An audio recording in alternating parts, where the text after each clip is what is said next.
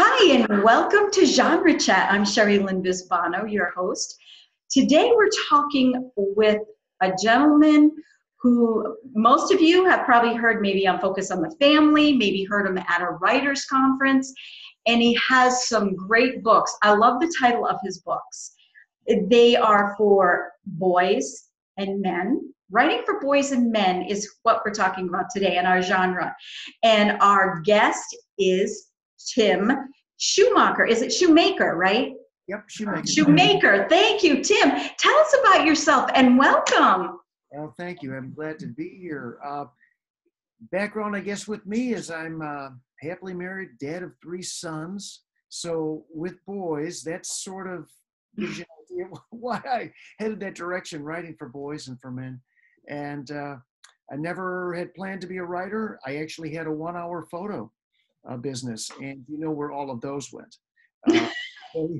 They disappeared. And, we had closed our business in 2004.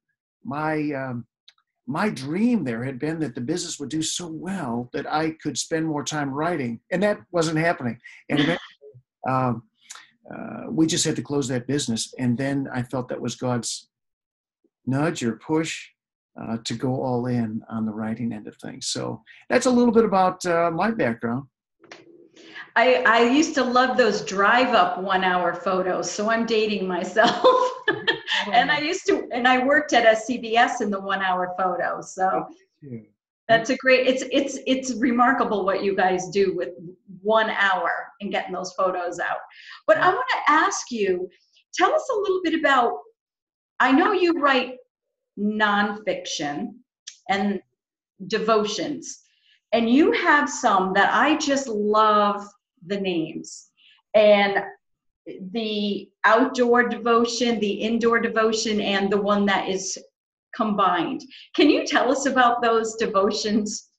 Sure. The whole idea, again, it goes back to being a dad, and how was I going to teach them spiritual truth in ways where they would listen?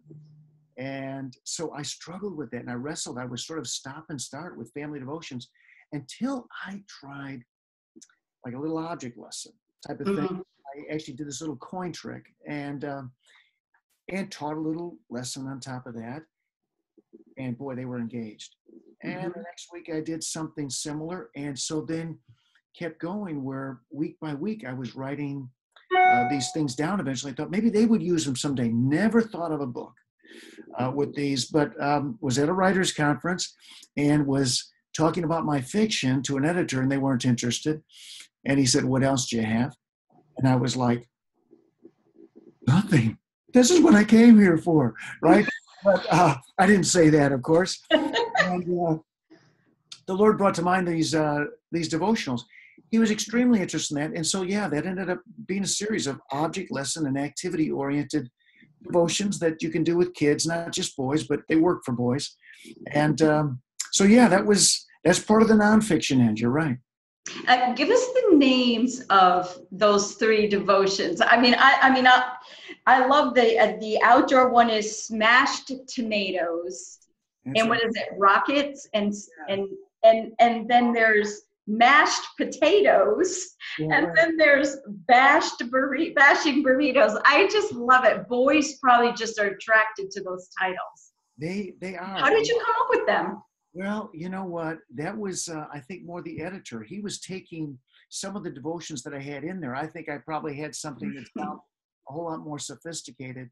But, yeah, it went to the smashed tomatoes, bottle rockets, and other indoor-outdoor, devotions you can do with your kids. And, yeah, mashed potatoes, bashed burritos. And then there was dangerous devotions for guys. That was another one that came out. Yep. So, that was kind of them giving a feel for what was inside. And I thought that it actually worked. Yeah. So I think it would definitely. I want to ask you, I want to touch on some writing tips for men and boys. But before we do that, what is the greatest lesson you've learned writing for boys and men? It could be a spiritual lesson. It could be a practical lesson, or both. Well, I think one of the things is you've got to write different. If you want to reach boys or men, you've got to write different. oftentimes when people are writing for boys, they say they're writing for kids. If somebody tells me they're writing for kids, I say, okay, they're writing for girls. Mm. If you're writing for girls, you'll get the girls. If you're writing for kids, you'll get the girls. If you write for boys, you'll get both if you do it right. So you have to treat them different. They're a tougher audience. Mm-hmm. But if you target the tough audience, Yes. chances are you're going to pick them both up. So that's an important thing. There's a number of things when you're writing for men. If it's nonfiction, you've got to keep in mind too. And we can talk about more of those things later. But just no, you can talk about them now. Talk about them now. Okay. Well, some of the things that you need to do, and I'll lump boys and men together. They kind of overlap in many respects.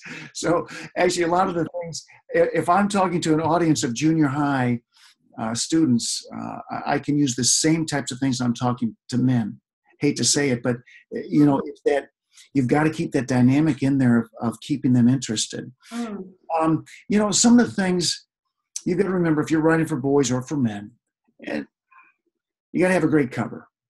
I know if we're doing traditional publishing, we don't have control, but a lot of people self-publish. You got to have a great cover. Mm-hmm. If that cover isn't good, well, number one, a boy wouldn't want to be caught dead reading it. And if he did, he sure isn't going to tell his friends. No. Right? He's not going to recommend this book. So you have to be careful because if it looks lame, he doesn't want to look lame. So that's just kind of a little thing. But then one of the first things that are going to happen is that boy will pick up a book. A man will do it too. And he'll look and see how long the chapters are. Mm. You don't normally, as a writer, you may not normally think that way, but they're going to look and see how long those chapters are. Because if the chapter seems too long, it's just too intimidating. Mm. And after they've looked at the length of the chapters, they're going to look at the white space and just see how much white space is on a page. If there's not enough white page, they won't go there. I was at a men's conference recently, and I was one of the speakers, and there was a speaker that I loved his speaking, and I thought, oh my goodness, I've got to get one of his books. I had somebody in mind I was going to give it to. Naturally, you're going to what? You're going to want to preview that book, but I didn't have time. I bought the book at his booth, brought it home, and I looked at it, and it's like, oh my goodness, margin to margin. Textbook, like a textbook, sort of, but even though it wasn't. And guess who never read that?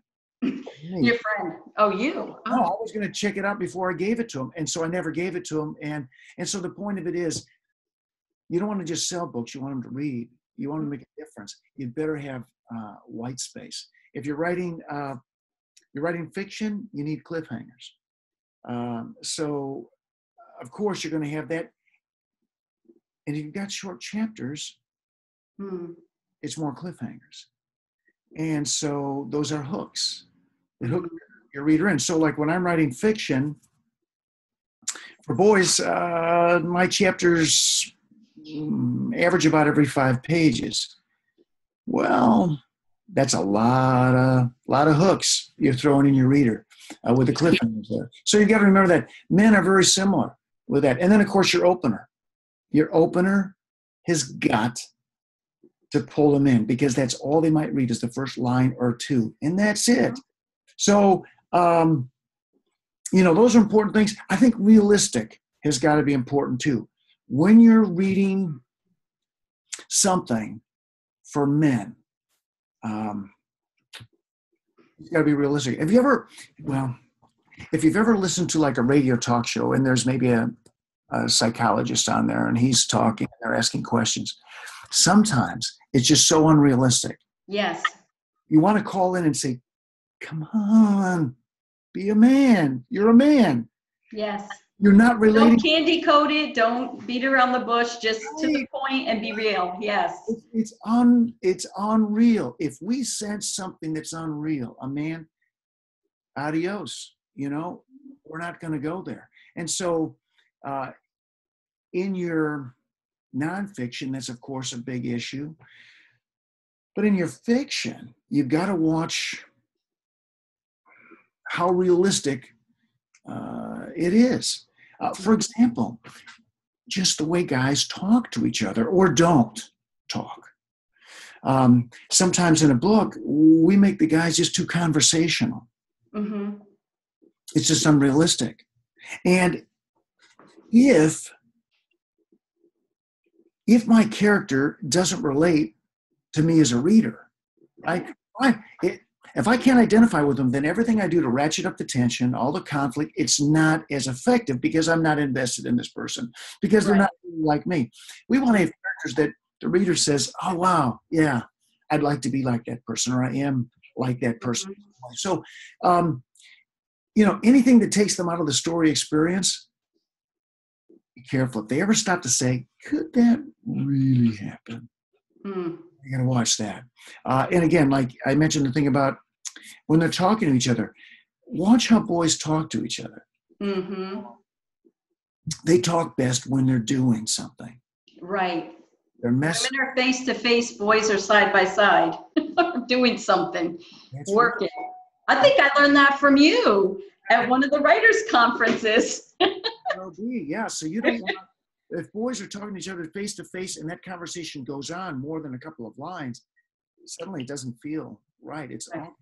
So that's why in real life, being the dad of boys, it was late night when you're climbing in bed and all of a sudden they come in and then they talk. The room is dark, face to face. They talk and they open up about all kinds of things. So yeah, keep that in mind in the story. That's a realistic way where guys will talk. Or if they're working or doing some sort of activity. If they're driving's a great time to have a realistic conversation because they're not looking at each other.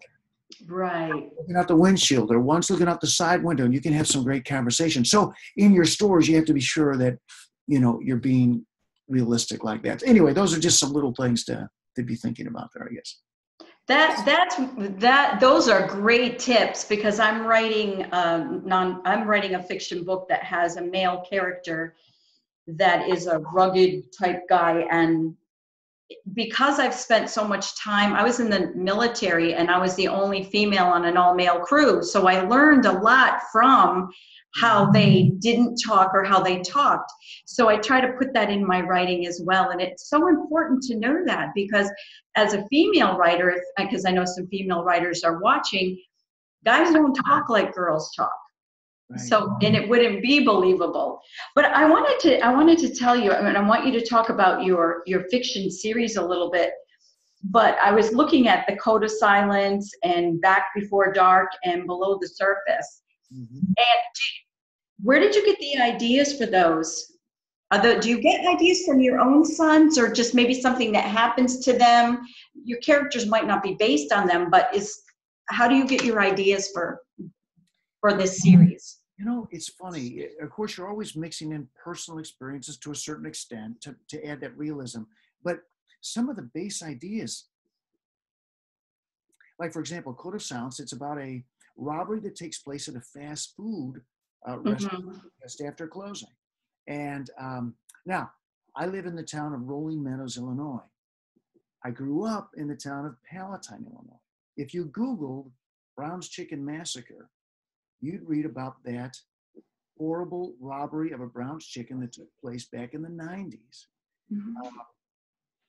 where some guys robbed a place just after closing, except they killed 7 people. It was awful. It was awful. It rocked our community, even though I didn't know anybody there.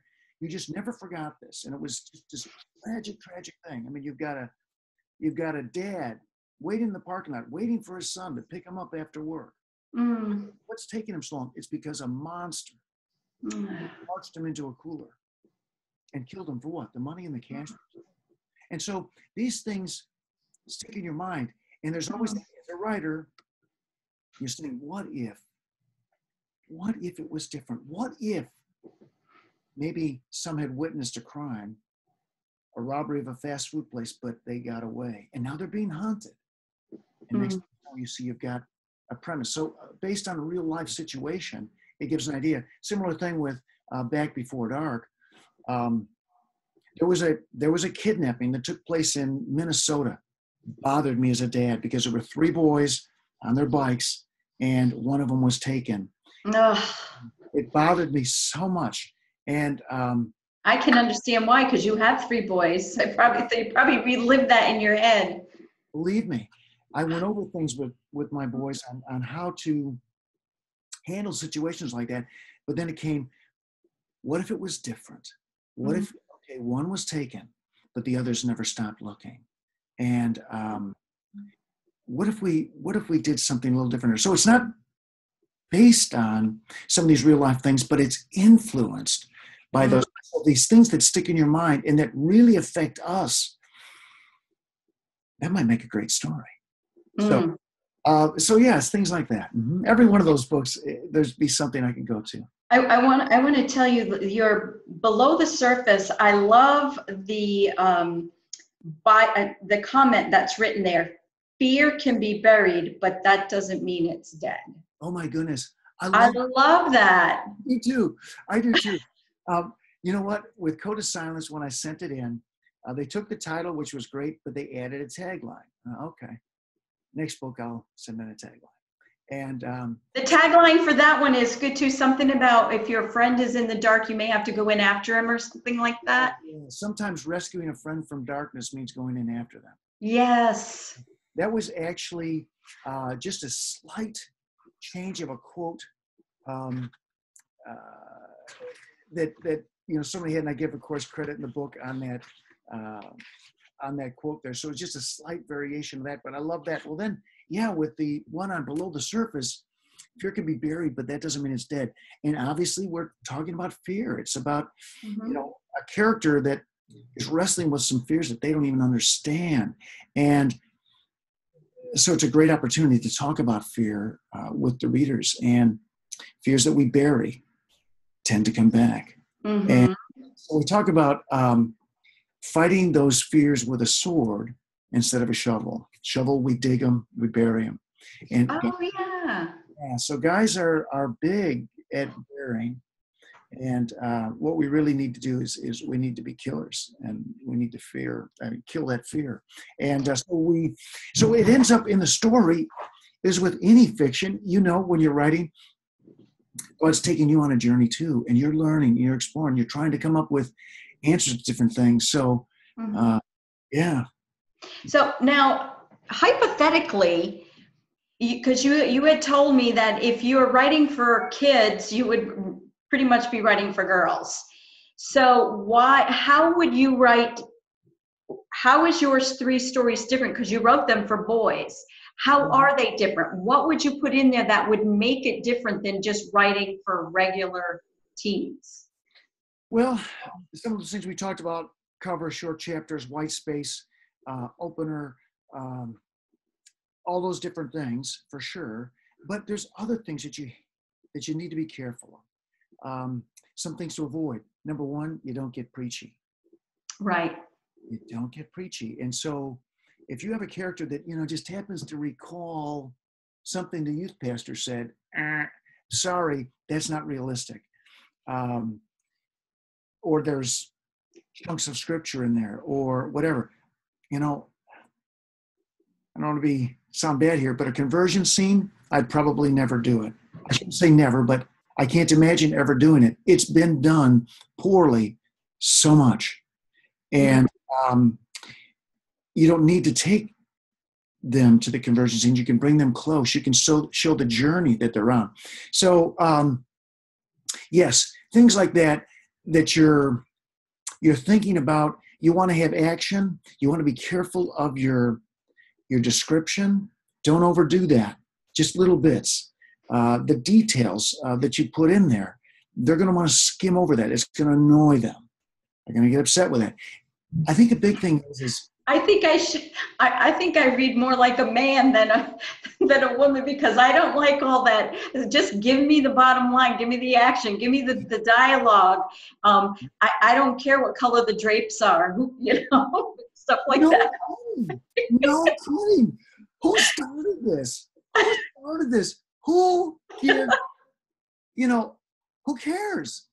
Some people, Tim, some people do care about that stuff. Some people want to know the whole, like, what's surrounding the person. And to me, I only care if it has something to do with the storyline, but I don't care about all that stuff. You're exactly right. You know, the thing of it is what's important to your character right now at this moment. If they wouldn't normally notice the drapes, don't talk about it. Right. If the person is behind the drapes, yeah, talk about it. You know, it's like myself. I've got my office is right upstairs, one of the kids' rooms now that's grown, right? And so many times a day, I might run downstairs to the kitchen, and I just bound down those stairs. I go to the refrigerator and I swing open that door, and I look at to see what I might snack on. All right. Now, same guy, same house, same kitchen, but middle of the night, and I hear a noise. It sounds like it's coming from the kitchen. Mm. I'm not going to bound down those stairs, and I'm not going to go to the refrigerator and swing open that door and let that light shine on me. You know, I'm going to come down careful and quiet, and I'm going to be watching the shadows. What I notice is going to be totally different because my goal is different. My focus is different. So we have to keep that in mind with our readers. So different things like that. I think a big thing too is I don't write down. Think of kids as not as smart, or boys in particular. And so they write down. Write down to them. Can you give an example? Well, I know that's. I think if we try to oversimplify and we repeat. So we might show something that happened, and then we tell them what they just saw. Right? Yes. And in case they didn't catch it, you know, right. Here's what you just saw, reader. So in a resist explaining, right? Yeah, resist that urge, and figure that they're going to get it the first time that you bring something up. You can give a clue without having to spotlight it, and they're probably watching for it. And the other thing is treating them, again, they're not dumb. They're not. What are some myths? I mean, there's myths about boys and writing. What would some of those be, and how do you avoid that? I mean, like as a woman, a woman writer, how would you do that? What are the myths, and how would you avoid writing that way? Okay, so some myths. I think you've touched on a few. Yeah, I probably have, but so let's just, some myths. Boys don't like to read. It's only partially true. There's not a lot of good writing out there for boys. They're not finding what they'd like to read. So oftentimes it's not that they don't like to read, they just haven't found the right book yet. And oftentimes there's just so much to compete for a boy's attention. And if that writing isn't being done in a way that can hold them, you're not going to hold them. And something else that's a little bit more active will get them. So boys like to read, but you got to give them what they want. Another one is boys don't like to be read to. Actually, a lot of them do like it. My son just asked me this morning and yesterday, we were at an authors conference yesterday, and the young man that wrote the series for Minecraft, he wrote a whole series on Minecraft. Like he took the Minecraft and put them in books. I think there's like 3 or 4 books. And my son said he would love to read it. I said, I'll buy it if we read it. He goes, well, can we read it together? You read to me and I read to you. I was like, sure. That's great. He loves to be read to. He's 15. Yep. You'd be surprised how many like that. You don't bring a lot of attention to it, and you do it on bonus time, not in prime time. So in other words, you don't try to do it when there's going to have something else competing. But it's bedtime, they're hitting the sack, and you bring in, a light that's bright enough for you to read, or you use a glow stick and you put that down on the crease of the pages, and you can read and still keep the lights down and keep the mood there. But yeah, they like that when you read to them. And they're still getting the benefits of it. So those are some things, but things that women need to remember when they're writing for boys. One is, and this one's tough, but they've got to really examine their attitudes towards men and boys. Mhm. Um, That's a big one. That's a big one. it is. And deep down, if they believe that men have it easier or boys have it easier than girls or females in life, Mhm. the writing will take a different tone. So, well, guys don't have to shave their legs. They don't have to bear children. That's the big one, right? All these different things. If they really think men have it easier, no, men don't have it easier. It's just different. And Yeah. it's not that men don't have worries, they just don't always talk about them. So what they need to do is find out what their ways are and speak to those things that they're wrestling with. But if they go in with the idea that men have it easier, it'll come out because you're going to write from your heart. It'll come out in ways that they won't even be able to see, and the male reader may not even understand that's there. But there's something about it. It just doesn't hit him. It doesn't move him. Mhm. So you've got to watch the attitude on that. That's a little self-examining. And only when they've come to grips with that and they see it in maybe a proper perspective, now they're ready to write for them. Another thing is just making boys too stereotypical, like all boys like gross things. It's not true. That is I so know not my son does. right. Well, it changes. For a lot of them at certain ages that works. But Yeah. at some point it can become juvenile. And now they don't go for that anymore. Or sports. That sports is a native language of all boys. No. Not No. so. If I were to interpret that in writing, I've never in fiction put a boy on a sports team. He'll play a pickup game of basketball. He'll go out and play softball or whatever. But if I put him on a team, it's a different dynamic. If I have him playing and having fun with friends, that can relate to any guy. Yes, because But my son is not a sports person. He's a music person. but if I put them on a team, suddenly Yeah. it's the elite. It's those that made the cut, and Right. that doesn't include most guys. That is a huge point, Tim. That is huge because most people do, and I'm one of them, think that it's about sports and gross things. And until I had my own son, I learned different. Right. It's funny. There's whole series out there that are like a sports series that when my kids were growing up, they had no interest in it. It just didn't hit it for them. It's not all about, oh my goodness, the time on the clock and score. They could care less. And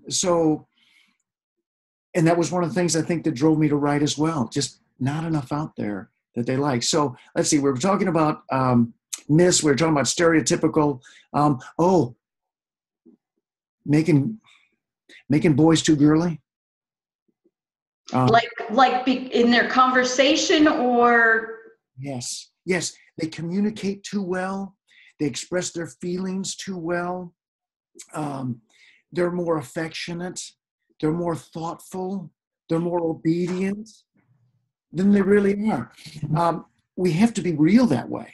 They don't necessarily communicate that well, and they make, all these other mistakes. Sometimes I think there have been whole series that have been written with these super sweet boys or kids. They're always trying to do the right thing.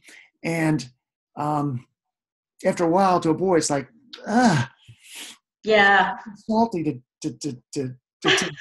I can't take that because it's unreal. And so writers think, it'll try to tell boys this is the way they're supposed to act, and maybe they'll believe it. They don't. They just so making boys how you wish they were instead of how they really are. We have to watch that because we want to take them where they are. If they don't identify with that character, the conflict that you introduce ratchet up the tension, it won't work because they don't really care about the character. They're not invested in and you can't move them. You won't impact them. Right. So anyway, those are some little things. That's great information, Tim. Those great advice, especially to women writers. And because, I mean, I have a son, but he's not like every other boy either. So we can't just go, the generalities of what you told us are great, because boys will read. My son loves to read, but he's not a sports person. So thank you. We only have a few minutes left, but I wanted to ask you about your work in progress, what you're working on now, and how can our audience contact you? Okay, so work in progress, couple of things. One is I'm working on this little novella series with a number of other authors. So Bill Myers, Melody Carlson, Jeff Gerke, Kristen McGee, Sean Hopkins. And the whole idea is, or the premise is, what might it look like if Jesus were in high school today? Now, the premise is wrong because you wouldn't have church. You know, there's all kinds of things if Jesus hadn't come before. But we've got this character, and so each month we add on to the story. So Melody Carlson, let's say, has got December, and I've got January. Now we specialize in the characters, so we've each got our own character we're specializing in, but we're carrying forward the story. So it's actually, I think, coming together really, really nice and fun and exciting. So that's great. And then I've got other fiction that's similar to that series you talked about, the Code of Silence series. I've got one called Easy Target, which is in a proposal form, is being looked at, and hopefully it'll be picked up. Another one, Escape from the Everglades. Again, just girls love them. Girls love it if you do it right. Yes. There has a female character in there, and other things, but they do love it. But you're right in a way where you catch the boys as well. Yes. Now, I want to thank you so much the time has flown by, and you've given us some great information, great tips. How can someone contact you, Tim? Well, they can go to my website, which I'm horrible at updating. So if they look at that and they say, oh my goodness, he doesn't speak a lot. Actually, I do. I think I've done 14 assemblies at junior high in the last 6 weeks. Wow. So, yeah, public school. That's awesome. I'll keep you in my prayers, because it's so needed. The kids want some good truth. They want some good counsel. They want to know there's somebody out there who understands them. Yeah. So it's great. So I don't keep it up real well, but yeah. So that's Tim Shoemaker SmashedTomatoes.com. So it's a great website. It's a great website. Say it one more time. Tim Shoemaker SmashedTomatoes.com. So. Thank you so much. And thank you all. Oh, this is Sherry Lynn Bisbano with Genre Chat, and check in with us next week for another Genre Chat.